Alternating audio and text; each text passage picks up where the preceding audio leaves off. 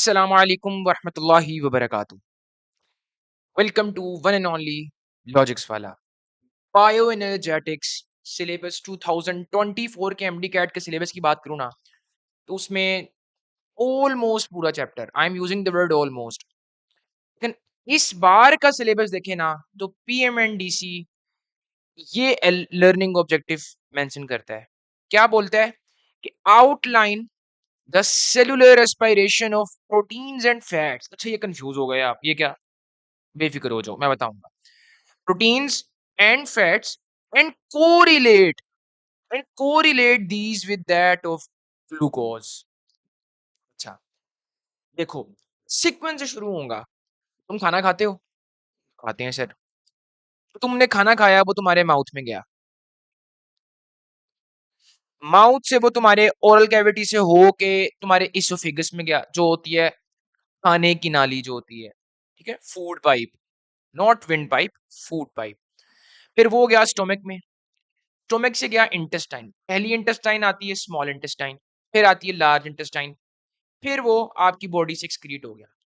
क्या खाना जिस तरह तुमने खाया था वैसे एक्सक्रीट हो गया? नो। उसमें से कुछ चीजें तुम्हारी बॉडी को चाहिए। अब वो मल्टीपल चीज हो सकती हैं, विटामिन हो सकते हैं, मिनरल्स हो सकते हैं, बायोमोलिक्यूल्स हो सकते हैं। कौन से बायोमोलिक्यूल्स? प्रोटीन्स, फैट्स, कार्बोहाइड्रेट्स, मुख्तलिफ किस्म के हो सकते हैं। मतलब इंटेस्टाइन से तुम्हारी मेन मेन चीजें जो तुम्हारी बॉडी को चाहिए थी, जिसके लिए तुम खाना खाते हो, वो तुम्हारे खून में गई होंगी। खून में जाएंगी तो सेल्स के पास वो चीज जाएंगी, और फिर सेल्स उनको यूज करके अपने काम की चीजें करेगा, अपने रिएक्शंस करेगा, अपना मेटाबॉलिज्म करेगा, तभी तुम जिंदा रह पाओगे। तुम्हारा दिमाग जिंदा रह पाएगा, तुम्हारी जिस्म का हर चीज वर्किंग कर पाएगी अपनी प्रॉपर। समझ आई? अब मैं तुम्हें कहता हूं, तुमने फूड लिया ना, उस फूड में कार्बोहाइड्रेट, फैट, प्रोटीन तीनों हो सकती हैं। तीनों सकती। फॉर एग्जाम्पल, तुमने एक शवारमा खाया है। शवारमे में मायोनीज है, प्रॉपर फैट फैट वाला कंटेंट भी है, ऑयल में बनी हुई चीजें, ठीक है, तो फैट्स भी है उसके अंदर, लेकिन चिकन भी है, तो मतलब प्रोटीन भी है। अब उसको मीठा करने के लिए शायद कोई सॉस डाली हो, तो उसके अंदर शुगर हो, तो उसके अंदर कार्बोहाइड्रेट भी है। अब तुम तीनों चीजें for example at a time तुम्हारी खुराक में जा रही हैं। तो तुम्हें चाहिए एनर्जी। तुमने फॉर एग्जाम्पल कोई वजन उठाना है, तो तुम्हें एटीपी तुम्हारी यूज होगी। तुम्हारी बॉडी ने एटीपी यूज करनी होती है, तुम्हें पता है इस चीज का। तुम्हें चाहिए था जो मेन रेस्पिरेटरी फ्यूल है, जिसने एनर्जी बनानी है, वो है कार्बोहाइड्रेट, और उसमें शुगर्स में तुम डिस्कस करते हो ग्लूकोज। अब यहाँ पे शुगर इसलिए लिखा है बिकॉज फ्रुक्टोज से भी तुम ग्लाइकोलाइसिस के अंदर एंटर हो सकते हो। उसका तरीका है, वो मुख्तलिफ तरीके हैं, लेकिन तुम अभी याद रखो, जो glycolysis means break down of glucose. अच्छा, देखो, तुम्हें पता है सीक्वेंस, तुम्हें पता है। ये तुमने शुगर ली। शुगर में मैं कहता हूं तुमने ली ग्लूकोज, ठीक है। ग्लूकोज जाता है, ग्लाइकोलाइसिस होती है इसकी। ग्लाइकोलाइसिस होगी। ग्लाइकोलाइसिस क्या है? Break down of glucose. उसके एंड पे क्या बनता होता था, याद करो, पायरोवेट। एक ग्लूकोज दो पायरोवेट देता है, ये पता है आपको। पायरोवेट रुकता नहीं है। पायरोवेट से बनता है एसिटाइल कोए, अगर ऑक्सीजन मौजूद है। अगर ऑक्सीजन नहीं है, तो यहाँ पे एनएरोबिक दो पाथवे होंगे, एक में लैक्टिक एसिड बन जाएगा, या फिर अल्कोहल। लैक्टिक एसिड बनेगा ह्यूमंस के अंदर, अल्कोहल बन जाएगा यीस्ट के अंदर। एंड जो अल्कोहल बनने का अमल है, इसको फर्मेंटेशन कहते हैं। समझ आ गई? दोनों ही फर्मेंटेशन है, ऑक्सीजन की एब्सेंस में दोनों फर्मेंटेशन होती हैं। अच्छा, अब बात सुनो। एसिटाइल को ये जाएगा, रुकेगा नहीं। फिर तुम्हें एनर्जी जो एटीपी चाहिए ना, जितनी चाहिए, जो बल्क अमाउंट बननी है, सेल अमाउंट, तो ग्लूकोज तुमने लिया, तुम्हारी खुराक में ग्लूकोज था, अभी तुम्हारी बॉडी ने क्या किया, उस पहले ग्लूकोज को तोड़ा, उससे पायरुवेट बन गया, ग्लाइकोलिसिस का एंड प्रोडक्ट। अब पायरुवेट को तुमने किया कन्वर्ट ऑक्सीजन की मौजूदगी में एसिटाइल को वे। सांस लेने आती ना तुम्हें, और तुम कोई एक्सरसाइज नहीं कर रहे, तुम मतलब चिल होके बैठे हो, तुम्हारे पास ऑक्सीजन अबंडेंट मौजूद है, ठीक है, तो एसिटाइल को ए बन गया। अब एसिटाइल को ए चला गया क्रेब साइकिल के अंदर। क्रेब साइकिल के अंदर, यहां पर ही मैं तुम्हें एक चीज बताऊं, क्रेब साइकिल के और भी नाम है। क्या नाम है वाला? टीसीए साइकिल या सिट्रिक एसिड साइकिल। टीसीए मतलब ट्राई कार्बोक्सिलिक एसिड साइकिल। या फिर सिट्रिक एसिड साइकिल। इतना समझ आ गया। क्रेब साइकिल से फिर ये जाएगा इलेक्ट्रॉन ट्रांसपोर्ट चेन, जिसको मैं ईटीसी कह देता हूं। इसके रिजल्ट में जब इलेक्ट्रॉन ट्रांसपोर्ट चेन में ऑक्सीजन की मौजूदगी में फोस्फोराइलेशन हो के एडीपी की जब एटीपी बनेंगे, बल्क ऑफ एटीपी, वो जो मेरे पास अब एटी में ये सारा, अब जो मेरे पास जो एटीपी से मिल गए, ये सारा अमल होता है cellular respiration. Cellular respiration cell के अंदर हो रहा है। ग्लाइकोलाइसिस साइटोप्लाज्म के अंदर हो रही थी, पायरुवेट बना, एसिटाइल कोए बन के सारा किधर गया, क्रेब्स साइकिल। क्रेब्स साइकिल कहाँ थी? माइटोकॉन्ड्रिया के अंदर हो रही थी। साइटोप्लाज्म के अंदर एक ऑर्गेनेली होती है माइटोकॉन्ड्रिया, उसके अंदर क्रेब्स साइकिल हो रही है। माइटोकॉन्ड्रिया का और भी काम है, फैट्स की बीटा ऑक्सीडेशन करता है। अब वो वहां पे, यहाँ पे अब समझोगे तुम, वो चलो छोड़ दो, अभी के लिए तुम चिल रहो, सीक्वेंस से प्रोसीड करो। अब जो मेम्ब्रेन है माइटोकॉन्ड्रिया की, जो इनर मेम्ब्रेन है, उसके अंदर इलेक्ट्रॉन ट्रांसपोर्ट चेन होगी। अब ये हो सारा सेल के अंदर ही रहा है ना, तुम इसको क्या कहते हो? Cellular respiration. अब तुम लर्निंग ऑब्जेक्टिव पढ़ो पीएमडीसी का, outline the cellular respiration of proteins and fats. मैंने ग्लूकोज का तुम्हें बताया, ग्लूकोज जनरली जो पाथवे जाएगा, and correlate this with that of glucose. अच्छा, मेनली ये जो चीज है ना, ये दी हुई है आपकी बलोचिस्तान की टेक्स्ट बुक में। अब देखो, ये तो हमारे पास शुगर थी, मैं कहता हूँ ग्लूकोज था, वो मतलब ग्लाइकोलाइसिस में जाएगा, तो ग्लूकोज जाएगा। और साथ तुम्हारी एक असाइनमेंट है, साथ तुम्हारी एक असाइनमेंट है,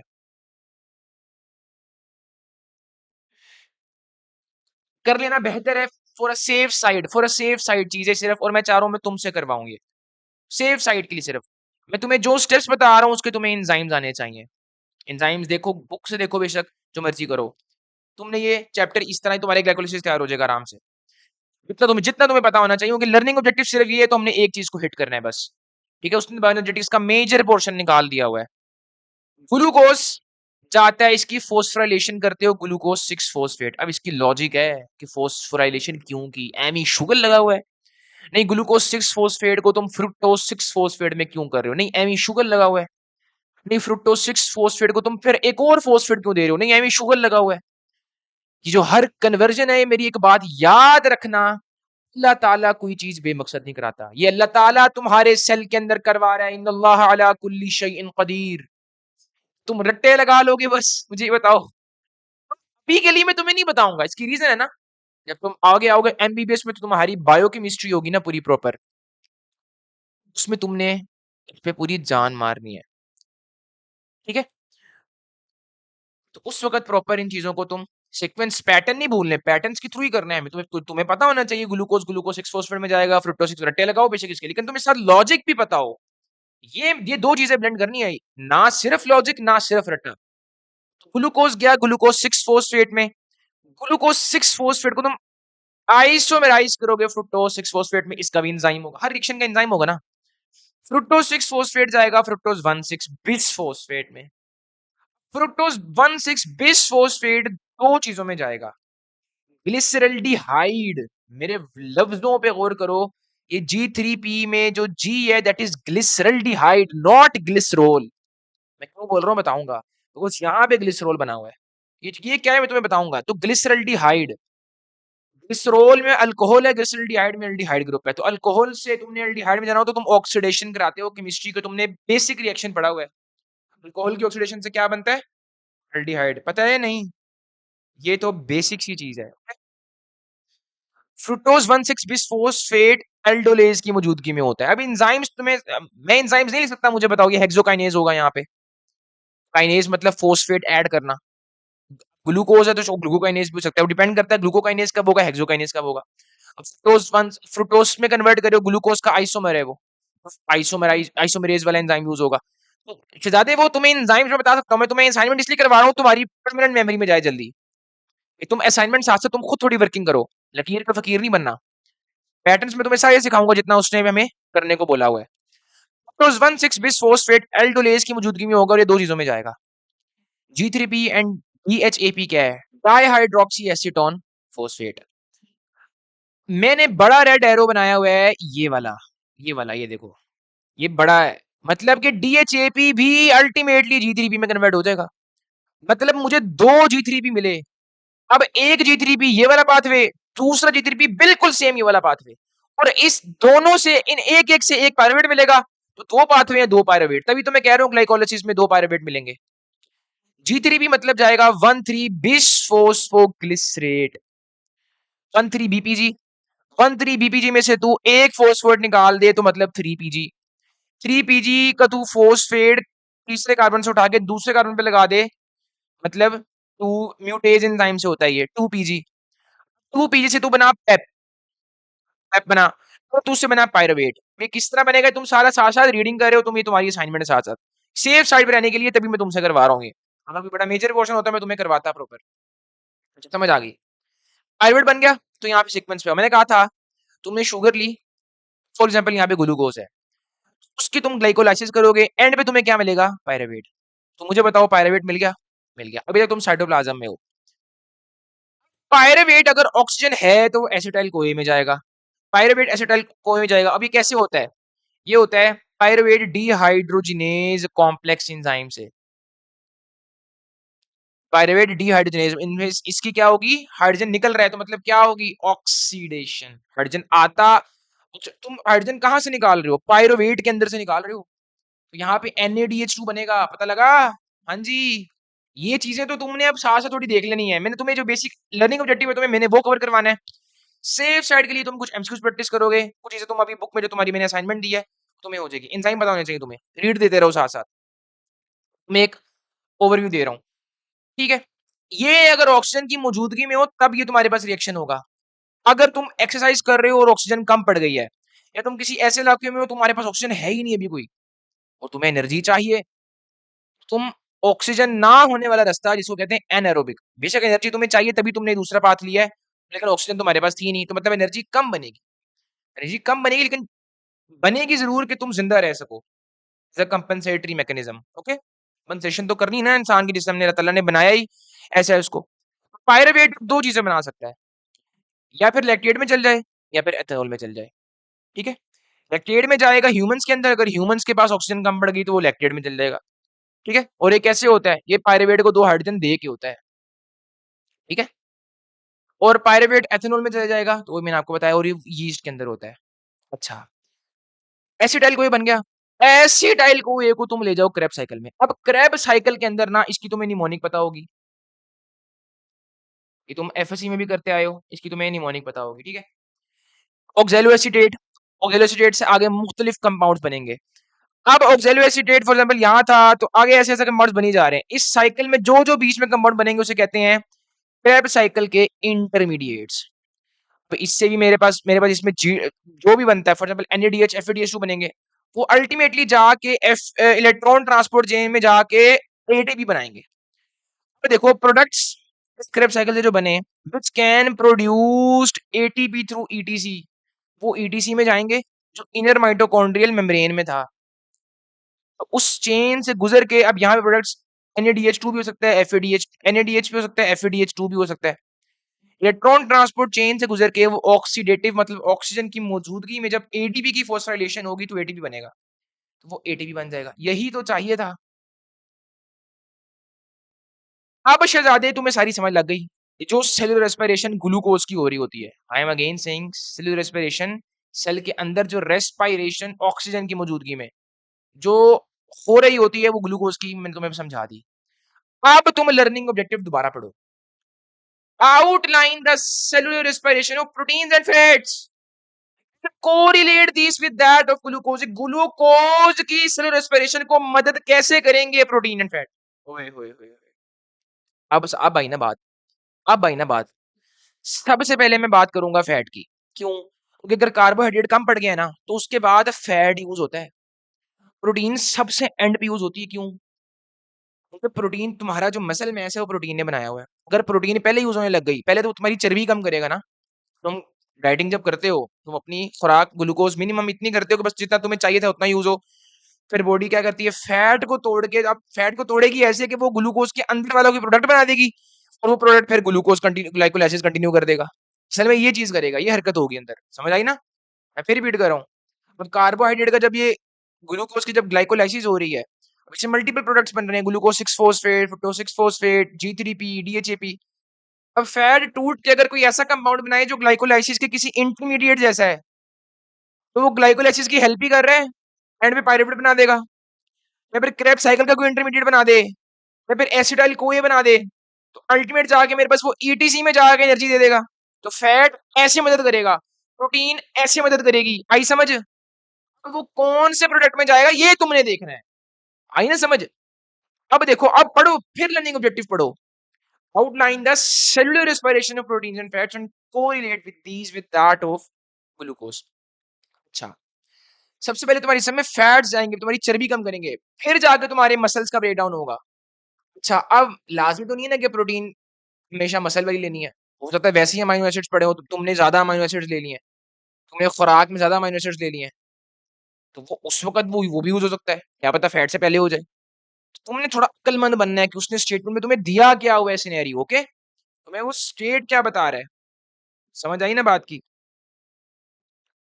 अच्छा, याद करो बैठे बैठे बायोमोलिक्यूल्स का चैप्टर एंड उसमें लेक्चर जब हमने पढ़ा था फैट्स का, लिपिड्स का, तो हमने उसमें फैट्स जो सिंपलेस्ट फैट पढ़े थे, ग्लिसरॉल प्लस फैटी एसिड से मिलके।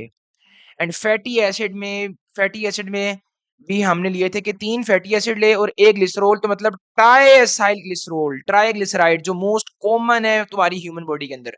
तो मैं कौन से फैट की बात करूंगा फिर यहाँ पे? ऑब्वियसली ट्राइग्लिसराइड, जो तुम्हारे एडिपोसाइड्स, जहां पे वो फैट स्टोर होता है तुम्हारी, फॉर एग्जांपल किडनी के ऊपर फैट चर्बी चढ़ी हुई है, तुम्हारे पेट पे चर्बी चढ़ी हुई है, वो क्या है? एडिपोसाइड्स है भाई।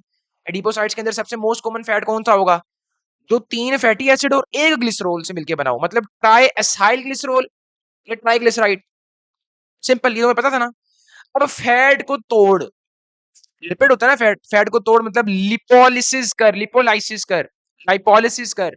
Lysis means break down, lipo means lipid. तो तुझे मिल गया ग्लिसरॉल और तुझे मिल गया फैटी एसिड, कोई रोला। ये कहां पे टूटा है? एडिपोसाइड के अंदर, ये एडिपोसाइड्स के अंदर था। ग्लिसरॉल की तूने करवानी है, तो देख, यहां पे तुझे क्या चाहिए था? Glyceraldehyde 3 phosphate. ग्लिसरल्डिहाइड 3 फॉस्फेट, मैं कह रहा हूं ग्लिसरल्डिहाइड, नॉट ग्लिसरॉल। चल, अगर मैं ग्लिसरॉल की फोस्फोराइलेशन कराऊं, मतलब इसमें फोस्फेट ग्रुप ऐड करूं, तो ग्लिसरॉल फोस्फेट बन जाएगा, ग्लिसरॉल 3 फॉस्फेट बन जाएगा। लेकिन तुझे क्या चाहिए? Glyceraldehyde 3 phosphate. अच्छा, चल पहले फोस्फोरेशन करा तो सही ना, फिर ग्लिसरॉल की हम ऑक्सीडेशन करवा के शायद हो जाए ग्लिसरल्डिहाइड में, हो जाए, या कोई और तरीका हो, या डाइहाइड्रोक्सी एसीटोन फॉस्फेट में चला जाए, वो अल्टीमेटली G3 में चल जाएगा, ग्लिसरल्डिहाइड 3 फॉस्फेट में चल जाएगा। ये भी तो हो सकता है ना? हाँ, जबरदस्त। तो शहजादे तू एडिपोसाइड के अंदर है, एक चीज याद रखो, इस एडिपोसाइड के अंदर ग्लिसरॉल की फोस्फोराइलेशन नहीं हो सकती। एडिपोसाइड से सबसे पहले ये ब्लड स्ट्रीम के अंदर भेजेगा, ब्लड स्ट्रीम से तुम्हारे लिवर में जाएगा, ये लिवर में जाके फोस्फोराइलेशन करेगा। तो मतलब फोस्फोराइलेशन तुम्हारे एडिपोसाइड के अंदर नहीं हो सकती। अच्छा, ये आ गया यहाँ पे लिवर में, लिवर में आया, फोस्फोराइलेशन हुई, ग्लिसरॉल 3 फॉस्फेट बन गया। इस ग्लिसरॉल 3 फॉस्फेट, अब यहां पे एक एंजाइम आएगा, ग्लिसरॉल 3 फॉस्फेट डिहाइड्रोजिनेज, डिहाइड्रोजिनेज, मतलब इसमें से 2 हाइड्रोजन निकाल, तो डाई हाइड्रोक्सी एसीटोन फॉस्फेट बनेगा। अब वो G3 में चल जाएगा, और ज्यादा चीज है, समझ आई? अब इसने मदद कर दी। अब जब ये खुद भी कंट्रीब्यूट कर रहा है, तो ग्लाइकोलिसिस और चलेगी, प्रोडक्ट ज्यादा हो गया ना, ज्यादा हो गया प्रोडक्ट। तो जब ये ज्यादा हो गया है, तो G3 अपने आप को कम करने के लिए साइकिल नीचे को चलाएगा। हाँ जी, समझ आई? जबरदस्त। तो मुझे अल्टीमेटली फिर वो पायरुवेट बनेगा, पायरुवेट से एसिटाइल को वो क्रेब साइकिल में जाएगा, क्रेब साइकिल की प्रोडक्ट ज्यादा बनेंगी, तो ईटीसी में जाएगा, तो एटीपी ज्यादा बनेगी, फैट्स कंट्रीब्यूट करेंगे, फिर ऐसे कर लिया। ये तो था ना, फैट जब टूटा तो ग्लिसरॉल ने कैसे कंट्रीब्यूट किया।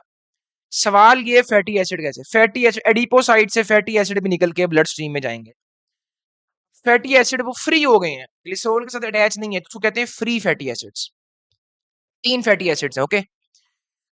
अब एक फैटी एसिड फॉर एग्जांपल, यहां पे मैं कहता हूं इसके अंदर थे 12 कार्बन। फैटी एसिड ने जाना है किसी सेल के अंदर जाएगा, ये सबसे पहली चीज, लीवर के अंदर जाके किसी सेल के अंदर जाएगा, उस सेल के अंदर होगा माइटोकॉन्ड्रिया। अब आओ याद करो, मैंने कहा था माइटोकॉन्ड्रिया में क्रेब साइकिल भी हो रहा है, एंड ये माइटोकॉन्ड्रिया था,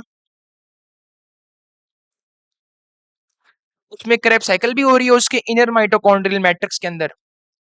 दूसरा, फैट्स की बीटा ऑक्सीडेशन। मुझे बताओ ऑक्सीडेशन क्या है? इलेक्ट्रॉन्स का निकलना, दो हाइड्रोजन का निकलना, ऑक्सीडेशन होगा। बीटा ऑक्सीडेशन क्या है कि फैट जो है ना, फैट क्या था यार मुझे बताओ। तो पता नहीं, कार्बोक्सिलिक एसिड्स के ग्रुप होते हैं ये, जो लिपिड बनाने में हेल्प कर रहे होते हैं। तो कार्बोक्सिलिक एसिड्स तुमने ऑर्गेनिक केमिस्ट्री में पढ़ा है। बीटा कार्बन की तू ऑक्सीडेशन करा, बीटा कार्बन में से दो हाइड्रोजन निकाल। हाँ जी, तो बीटा ऑक्सीडेशन। अब तू करवा बीटा ऑक्सीडेशन, ये ले। अब ये ग्रीन वाले को चेज करना है तुमने, ग्रीन वाली लाइन को चेज करना है तुमने। जब तू इसकी ऑक्सीडेशन करवाएगा तो ना, फैट टूटा ग्लिसरॉल एंड फैटी एसिड में। ग्लिसरॉल का तुम्हें बता दिया, वो ग्लाइकोलाइसिस में किस तरह जाके ग्लाइकोलाइसिस में मदद कर रहा है। फैटी एसिड किस तरह करेगा भाई? फैटी एसिड आएगा, वो जाएगा माइटोकॉन्ड्रिया में। ये बीच में जो मैंने लिखा हुआ है, इसको नहीं, इसको नहीं, इसको इसको बुला दो। ये बेसिकली रास्ता ब्लॉक कर रहा है, तो मैंने ग्रीन यहाँ से दोबारा शुरू कर दी नीचे से। ये लो, ये जाएगा बीटा ऑक्सीडेशन। जब फैट्स की होंगी तो एसिटाइल कोए बनेगा। सवाल ये है, fatty acid for example 18 carbon का था या 19 कार्बन का, सपोज 19 कार्बन का फैटी एसिड था। एसिटाइल कोए में कितने कार्बन होते हैं? दो। 8 एसिटाइल कोए बनेंगे, 8। अब जब 8 एसिटाइल कोए बने, ज्यादा हो गए। जब ये ज्यादा हो गए तो ये एसिटाइल कोए अपने आप को कम करने के लिए क्रेब साइकिल में जाएगा, क्रेब साइकिल में ज्यादा यूटिलाइज होगा। जब क्रेब साइकिल में ज्यादा यूटिलाइज होगा तो क्रेब साइकिल की प्रोडक्ट्स जो कि NADH एंड FADH2 ज्यादा बनेंगी, NADPH एंड FADH2 ज्यादा बनेगी। जब प्रोडक्ट्स ज्यादा बनेंगी तो इलेक्ट्रॉन ट्रांसपोर्ट चेन में ज्यादा जाएंगे, वो अल्टीमेटली ATP ज्यादा बनाएंगे। फैट्स मतलब ग्लिसरॉल से भी कंट्रीब्यूट करेंगे, फैटी एसिड से भी। फैट जितनी एनर्जी कंट्रीब्यूट करता है ना ग्लाइकोलाइसिस में, ग्लिसरॉल एंड फैटी एसिड्स में 95% कंट्रीब्यूट ये करता है। क्यों? बिकॉज यार ये एसिटाइल कोए बनाता है, वो ग्लिसरॉल तो सिर्फ वो बना रहा है ना, और उससे एक ग्लिसरॉल है तो एक ग्लिसरॉल 3 फॉस्फेट बन गया। उसमें से अगर फैटी एसिड ज्यादा होते हैं तो उसमें ज्यादा एसिटाइल कोए बन रहे हैं, तो ये ज्यादा कंट्रीब्यूट करता है तभी 95%। समझ आई? जितनी एनर्जी देगा, जितनी एनर्जी, फॉर एग्जाम्पल मैं कहता हूँ इसने 300 किलो कैलोरीज एनर्जी दी है, तो उसमें से 95% किसने दी होंगी? फैटी एसिड ने, ग्लिसरॉल की निस्बत। ओके, तो ये ऐसा था। अब मैं तुम्हें बताऊं, तो यहाँ पे हमने ना एक हेडिंग बनानी है, हमने साथ एक, तो हमने यहाँ पे साथ एक हेडिंग बनानी है कि देख मेरे भाई, ये तेरे पास था फै, फैट्स थे, ठीक है। एंट्री पॉइंट लिखना है तूने इनका, एंट्री पॉइंट, ठीक है। फैट्स में भी दो चीजें थी, glycerol and fatty acid. Entry point क्या है? सबसे पहले ये समझो, एंट्री पॉइंट ये है, किसी दूसरे मॉलिक्यूल, मतलब जैसे फॉर एग्जांपल यहाँ पे दूसरा मॉलिक्यूल क्या है ग्लूकोज के अलावा? नॉन कार्बोहाइड्रेट, मतलब जो नॉन कार्बोहाइड्रेट, कार्बोहाइड्रेट जो नहीं है, फैट हो सकता है, ये प्रोटीन।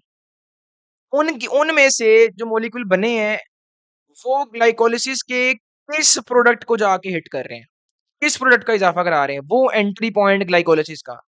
ठीक है। अब फैट में जो ग्लिसरॉल है वो कहाँ जा रहा था? वो ग्लिसरॉल्डिहाइड 3 फॉस्फेट DHAP, वो अल्टीमेटली किस में कन्वर्ट हो रहा था? G3P में। समझ आई? ये एंट्री पॉइंट इसका।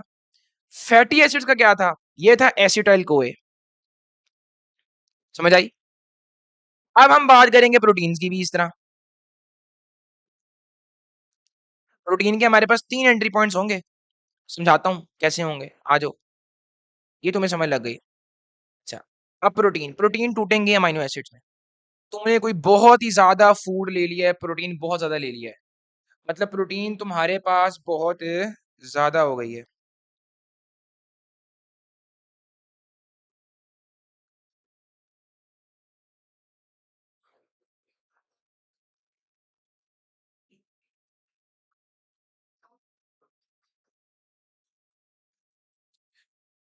प्रोटीन किससे मिलके बनी थी? ज्यादा याद करो। अमाइनो एसिड से भाई। अमाइनो एसिड का क्या होता था स्ट्रक्चर? याद करो। अल्फा कार्बन, यहाँ पे कार्बोक्सिल ग्रुप, यहाँ पे एक हाइड्रोजन, इधर एक अमाइनो ग्रुप फॉर एग्जांपल, इधर एक आर ग्रुप, ये वेरी करता है amino acid two amino acid.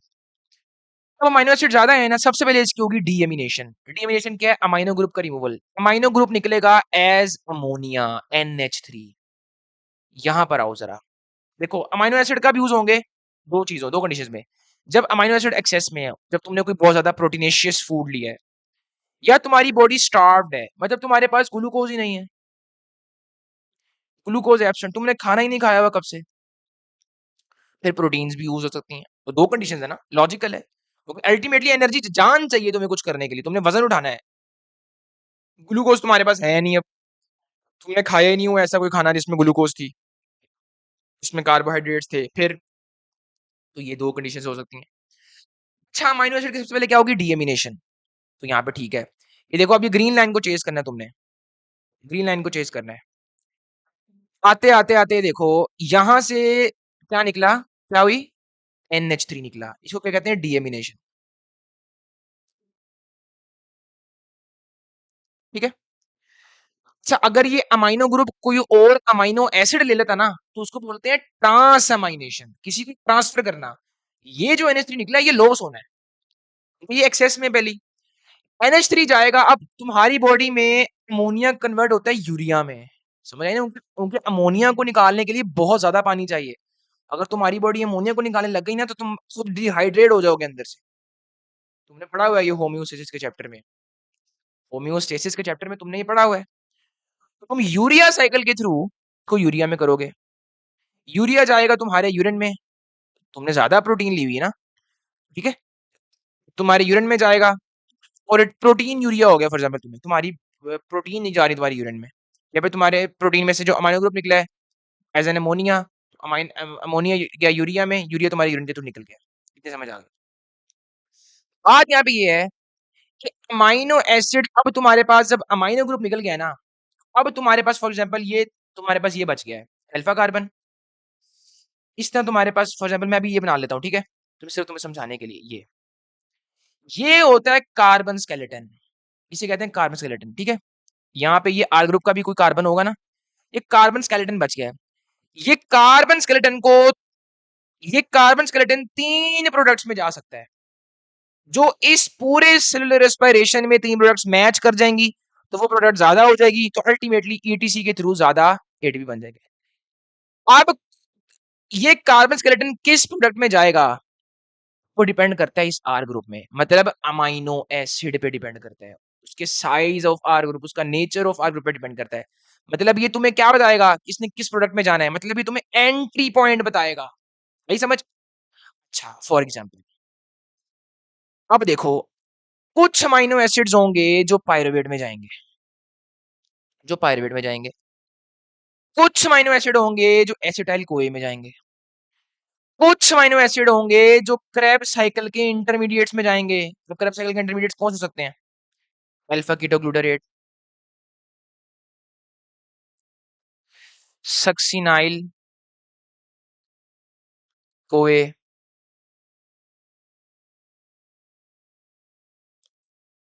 ठीक है। तो ये काफी इंटरमीडिएट्स आ गए ना, अब वो ज्यादा कर दे तो क्रेब साइकिल ऑब्वियसली और चलेगा ताकि प्रोडक्ट ज्यादा बने, फिर एटीपी। तीन चीज हो ना, तीन। तो हम यहाँ पे देखो, एंट्री पॉइंट क्या है? तीन। एंट्री पॉइंट क्या है? तीन। क्या एंट्री पॉइंट है भाई? पहला पहला एंट्री पॉइंट तुम्हारे पास ये है, प्रोटीन जा सकता है किसमें? पायरुवेट में। प्रोटीन जा सकता है तुम्हारे पास एसिटाइल कोए में। प्रोटीन तुम्हारे पास जा सकता है क्रेब साइकिल के इंटरमीडिएट में। इंटरमीडिएट मतलब जो क्रेब साइकिल के बीच में जो प्रोडक्ट्स बनेंगे, जैसे अल्फा कीटोग्लूटारेट मैंने बोला, जैसे सक्सेनाइल कोए होता है। अब ये तुम साथ साथ बुक में तुम्हारी असाइनमेंट है, तुम ये देख रहे हो, ठीक है। तो जितना हमारे लर्निंग ऑब्जेक्टिव्स में हमें पता होना चाहिए था, वो हमारे कवर हो जाएंगे, सिंपल। एंट्री पॉइंट पता लगे, पता लगे, तो ये मैं कोरिलेट नहीं कर रहा ग्लाइकोलाइसिस के साथ, कोरिलेट विद ग्लाइकोलाइसिस हो गया। तुम्हें पता लग गया कि ग्लाइकोलाइसिस में कहाँ जाके ये दो चीजें हिट कर रही हैं, ट्रिब्यूट कर रही हैं, सप्लीमेंट कर रही हैं। तुम्हें समझ लग गई इस चीज की। ये बेसिक उसने ये पूछा हुआ है, सेफ साइड बनाने के लिए तुम्हें मैंने असाइनमेंट दी है कि साथ एंजाइम्स देखते रहो, तुम्हें पता होगा क्रेब साइकिल में ये रिएक्शंस है, तो एक निमोनिक बना लो, बेसिक फ्रेमवर्क तुम्हें बताओ, ओके। अच्छा, ये तुम्हें पता लग गया यहाँ तक। अब मेरी बात सुनो, जो अमाइनो एसिड्स पायरुवेट और अब देखो ना मुख्तलिफ अमाइनो एसिड्स होंगे, ल्यूसीन, लाइसिन, आर्जिनिन, हिस्टिडीन मुख्तलिफ होंगे। ऐसे अमाइनो एसिड्स जो पायरुवेट और क्रेब साइकिल इंटरमीडिएट्स में जाएं, वो होते हैं ग्लूकोजेनिक। ग्लूकोजेनिक तो ग्लूकोजेनिक का मतलब है genic means formation, ग्लूको means glucose. Amino acid से ग्लूकोज बनना है सर, मतलब ये अमाइनो एसिड जो यहाँ पे आए होंगे पायरुवेट में जाने के लिए, ये डायरेक्ट ग्लूकोज भी बना सकते हैं, ये डायरेक्ट ग्लूकोज भी बना सकते हैं, ये डायरेक्ट ग्लूकोज भी बना सकते हैं। हाँ जी, मतलब ये उल्टा चल सकते हैं। ग्लूकोनियोजेनेसिस कहते हैं इसको, ग्लूकोनियोजेनेसिस, ये लिख लो। ग्लूकोनियोजेनेसिस क्या है? Genesis means formation, neo means कुछ नया, ग्लूको किसी न्यू सोर्स से बना, मतलब कार्बोहाइड्रेट के अलावा किसी से बना, प्रोटीन से बना ले या फैट से बना ले। अगर फैट जाके ग्लूकोज दोबारा बना रही है तो वो भी ग्लूकोजेनिक हो सकता है फैट। यहां में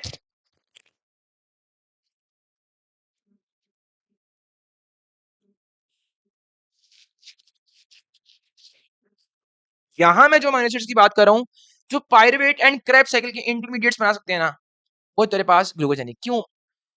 पायरुवेट जब बनेगा ना तो पायरुवेट उल्टा जाके रिएक्शन होते हैं तो वो ग्लूकोज बना लेगा। अब वो कैसे बनाएगा वो तुमने सेकंड ईयर एमबीबीएस में जाके पढ़ना है, ठीक है ना? वो तुम्हें अभी नहीं कराऊंगा मैं, उसको तुम लॉजिकली पढ़ना। माइंडसेट तुम्हारे पास एलडब्ल्यू ने तुम्हें दे दिया ना माइंडसेट, तुम उसको अच्छी तरीके से पढ़ लोगे, सीक्वेंस से करना है, बायोकेमिस्ट्री कुछ मुश्किल नहीं होगी फिर इंशाल्लाह, सीक्वेंस नहीं भूलना। अच्छा, ओके। और क्रेब साइकिल के इंटरमीडिएट्स, क्रेब साइकिल के इंटरमीडिएट जब बनते हैं ना, तो यहाँ पे एक होता है इंटरमीडिएट ऑक्सैलो एसीटेट। तो ऑक्सैलो एसीटेट एक स्पेसिफिक रिएक्शन से फिर क्या बना लेता है? पायरुवेट। पायरुवेट फिर चले जाएगा, ग्लूकोज बना लेगा। तो ये भी है। लेकिन एसिटाइल को में अगर जो अमीनो एसिड्स आएंगे ना, कुछ amino acid, set of amino acids यहाँ पे भी आएंगे जो एसिटाइल को बनाना चाहते हैं, सप्लीमेंट तो तीनों करेंगे ना। ये एसिटाइल कोए के अंदर एबिलिटी नहीं है ग्लूकोज बनाने की, ये याद रखना मेरी बात। ये नहीं आगे जा सकता ग्लूकोज बनाने के लिए। तो अब एसिटाइल कोए, इसके अंदर होता है कीटोन फंक्शन ग्रुप होता है ना, कि एसिड टू एसीटेट बनाएगा। इसके अंदर क्या होता है? Ketone function group. तो उसको हम कीटोन बॉडीज कह देते हैं, कीटोन ग्रुप्स। तो वो कीटोजेनिक हो जाएंगे। हाँ जी, कोई रोला? तो ये वाले जो होंगे अमीनो एसिड्स जो एसिटाइल कोई बनाते हैं, वो अमीनो एसिड स्पेसिफिकली होंगे कीटोजेनिक। तुम्हें क्यों बता रहा हूँ, ये जरूरी है, कोरिलेट करना तो जरूरी है ये, तभी इसको मैंने तुम्हें ब्रीफली एक्सप्लेन किया है, बहुत छोटा थोड़ा सा एक्सप्लेन किया मैंने तुम्हें ये, ब्रीफली तुम्हें मैंने इसको इंट्रोड्यूस किया कि ग्लूकोजेनिक एंड वो क्या होता है, और नहीं मैं छेड़ूंगा। एंट्री पॉइंट तीनों शूट तो करेंगे ना। देख अब यहाँ पे पायरुवेट ज्यादा हो गया अमीनो एसिड्स की वजह से, ठीक है? अभी यहाँ पे सवाल है ना कि अमीनो एसिड की पायरुवेट में आया कैसे, ये नहीं मैं तुम्हें बताऊंगा, ये तुमने आगे एमबीबीएस में पढ़ना है, लॉजिकली पढ़ना। मैं तुम्हें ये नहीं बताऊंगा कि अमीनो एसिड यहाँ पे एसिटाइल कोए में कैसे आया, मैं तुम्हें ये नहीं बताऊंगा कि एसिटाइल कोए यहाँ पे इंटरमीडिएट कैसे बना रहा है। नो, ये तुम्हारा कहाँ पे काम है? बायोकेमिस्ट्री में, जब तुम एमबीबीएस में पढ़ोगे। लॉजिक देने का मैं तुम्हें दे सकता हूँ, अभी तुम्हारे लेवल पे रह के मैंने लॉजिक देनी है। लॉजिशियन का मतलब क्या है? अपने लेवल तक लॉजिशियन रहो, अभी जितना हमें चाहिए उसकी लॉजिक्स लेनी है हमने, सही है ना? ओके, तो तुम्हें इतनी समझ आ गई ना। अब ऑब्वियसली पायरुवेट ज्यादा हुआ तो ये ज्यादा साइकिल चलेगी, तो एटीपी एंड पे ज्यादा प्रोड्यूस हो जाएंगे। यहाँ पे एसिटाइल कोई ज्यादा बनेगा तो एटीपी एंड पे ज्यादा प्रोड्यूस हो जाएंगे। तुम्हें समझ आ गई? मैं कहता हूँ 1 ग्राम ले ग्लूकोज, 1 ग्राम ले प्रोटीन, 1 ग्राम ले फैट। बायोमोलिक्यूल्स का चैप्टर जो तुमने मैंने पढ़ाया था याद करो, मैंने कहा था 1 ग्राम फैट हो ना तो वो 2.5 टाइम्स मोर एनर्जी देगा देन कार्बोहाइड्रेट्स एंड प्रोटीन। इसमें बहुत ज्यादा एसिटाइल कोई मिलेंगे एंड इसमें एनर्जी होती ज्यादा। तुम्हें मैंने बताया हुआ, इसमें सीओ बॉन्ड का प्रोपोर्शन कम होता है, सीएच बॉन्ड्स का प्रोपोर्शन ज्यादा होता है, ठीक है ना? तो ये याद रख लेना, 2.5 टाइम मोर एनर्जी देंगे ये हंड्रेड्स में एटीपीज देंगे। ग्लाइकोलिसिस के थ्रू जो एटीपी बनेगी वो कोई 30 32 इस तरह वो रेंज तुम्हें पता है, वो उसकी डिटेल में नहीं मैं जा रहा। प्रोटीन्स में वो वेरी करता है, अमीनो एसिड पे डिपेंड करता है, नंबर ऑफ अमीनो एसिड पे डिपेंड करता है। ग्लूकोज से ज्यादा भी हो सकता है, ग्लूकोज से कम भी हो सकता है ग्लाइकोलाइसिस से। एवरेज बात करूँ तो जो फैट होंगे वो 2.5 टाइम्स मोर एनर्जी देंगे इनसे। तो सारा चीज़ समझ लगी शायद ये लर्निंग ऑब्जेक्टिव था। 7 तुमने असाइनमेंट की होगी, तुम्हारा ये टॉपिक तैयार हो गया है। बायो एनर्जेटिक्स में इस बार उन्होंने सिर्फ़ इतना इंक्लूड किया हुआ है। खुश रहो। अस्सलाम वालेकुम व रहमतुल्लाहि व बरकातहू।